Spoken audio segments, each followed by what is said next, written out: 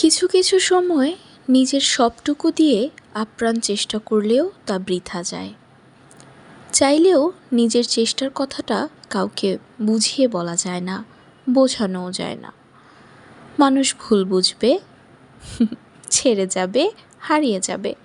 আপনি চাইলেও সেই ভুল ভাঙতে পারবেন না, ধরে রাখতে পারবেন না, হারিয়ে যাওয়া ঠেকাতে পারবেন না।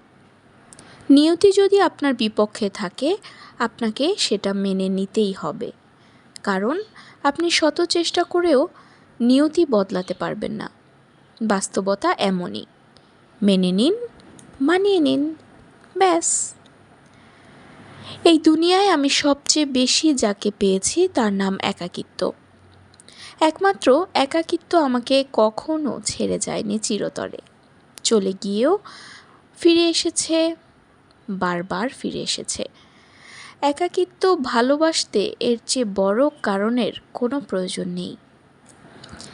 এত দীর্ঘ সময়, দীর্ঘ পথ যে পাশে ছিল তাকে ভালোবাসাই যায়।